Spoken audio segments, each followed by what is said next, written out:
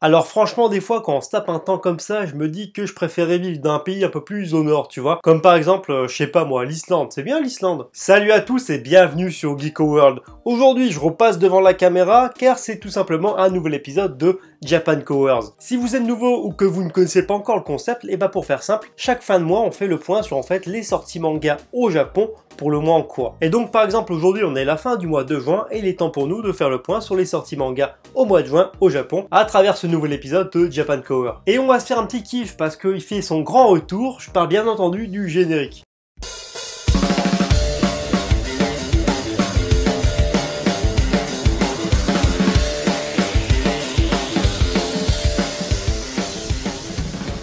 Bon alors aujourd'hui vu la chaleur je suis tout simplement en train de décéder, du coup je vais essayer d'aller droit au but. Et donc on ne traîne pas et on parle directement des sorties manga chez Shueisha pour ce mois de juin. Alors en ce qui concerne les sorties chez Shueisha, il faut savoir que le 4 juin 2019 est sorti le 12e tome du manga We Never Learn, dont je vous mets juste la couverture juste là. D'ailleurs je me décale parce que peut-être qu'elle se verra pas bien. Le même jour on a eu le droit au 8e tome du manga Boruto Naruto Next Generation, avec une couverture qui est encore une fois assez simpliste. Franchement, je regrette juste que l'auteur s'inspire vraiment des premières couvertures des tomes de Naruto, plutôt que les dernières qui étaient vraiment assez sympathiques d'un point de vue visuel. Toujours le 4, on a eu le droit au spin-off de Captain Tsubasa, Olive Tom en français, avec le tome 11 de Rising Sun. La couverture de tome que je vais vous présenter juste là, je trouve qu'elle dégage beaucoup trop de flow et que c'est un manga assez sous-coté en France. Il s'agit bien entendu du nouveau tome de Dragon Ball SD. Donc je vous mets la cover juste ici, mais que dire, mais à part que je suis vraiment très fan de ce côté un peu SD, un petit peu comique donné à cette couverture. Il faut savoir qu'on a eu aussi le droit au 38e tome du manga Haikyuu, les As du volet, en espérant bien sûr qu'avec ce nouveau tome, les ventes du manga redémarrent tout doucement, parce que si vous n'avez pas vu ma dernière vidéo, les ventes au niveau d'Haikyuu sont en train de baisser au fil des mois. Donc croisons les doigts pour que la série refonctionne petit à petit. Le 4 juin au Japon a aussi été marqué par la sortie du premier spin-off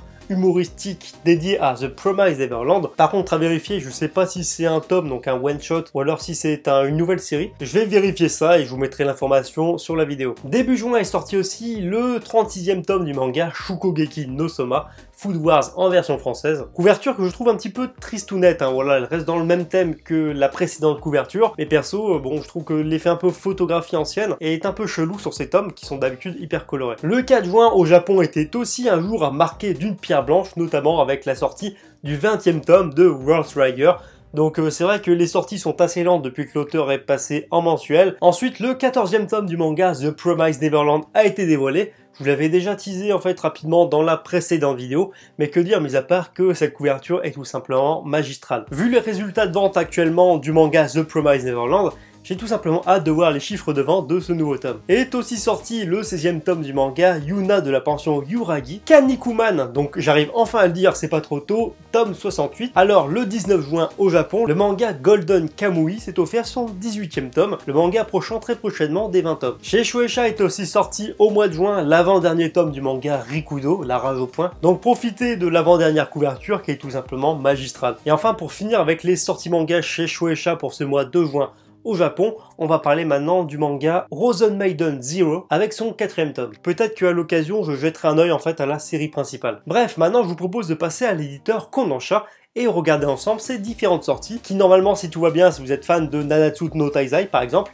ça devrait vous plaire. Alors en ce début de mois chez Kodansha, on a eu le droit notamment au 14e tome du manga Eijin, le manga Real Account avec son 23e tome, ainsi que la sortie d'un tome 0, j'ai pas plus d'informations concernant ce tome, mais en tout cas il faut savoir que c'est sorti, donc si vous êtes fan de la série, c'est fait pour vous. Yu-Q Holder volume 20 a aussi fait son apparition dans le rayon de manga au Japon, suivi du très attendu par les fans Eden Zero tome numéro 5. Juste avant je vous parlais de Nanatsu no Taizai, et ça tombe bien parce qu'il faut savoir que le tome 37 est sorti le 17 juin au Japon. Et si vous pensez que c'est terminé côté gros sortie manga, vous vous trompez. Tout simplement parce que ce mois de juin chez Kodansha est aussi marqué par la sortie du 12e tome de l'excellentissime Tokyo Revengers, dont voici la couverture. Et enfin, pour finir avec les sorties manga chez Kodansha, il faut savoir que l'excellentissime Vinland Saga, avec son tome 22, a fait son apparition ce mois-ci. Manga qui devrait être prochainement boosté au niveau de ses ventes au Japon, notamment grâce à la sortie prochaine de son animé au mois de juillet. Alors maintenant, je vous propose de parler rapidement de l'éditeur Shogakukan,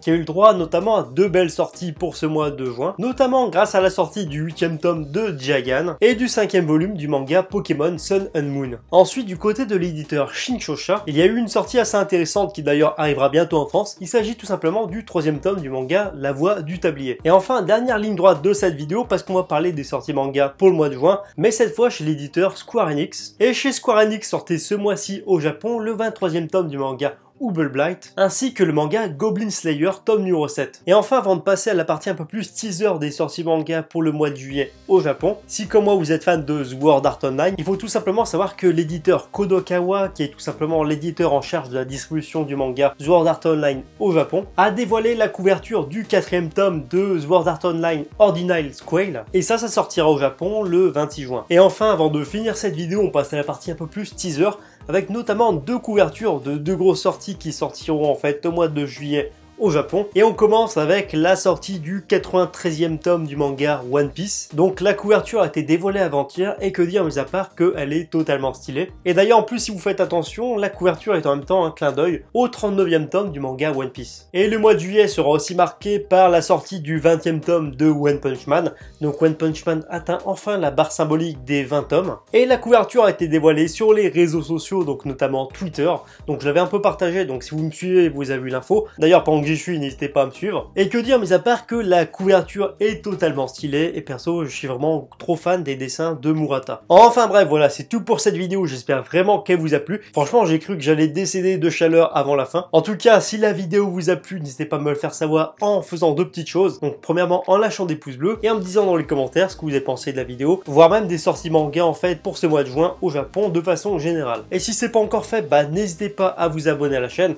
C'est totalement gratuit et ça me fait plaisir. Et sinon, autrement, pour compléter tout ça, pour prolonger l'expérience Geeko World, il faut savoir que je suis présent sur les réseaux sociaux, donc notamment Twitter, Instagram et Facebook. Donc je vous laisse choisir en fait ce qui vous intéresse le plus, tous les liens sont à l'écran et dans la description.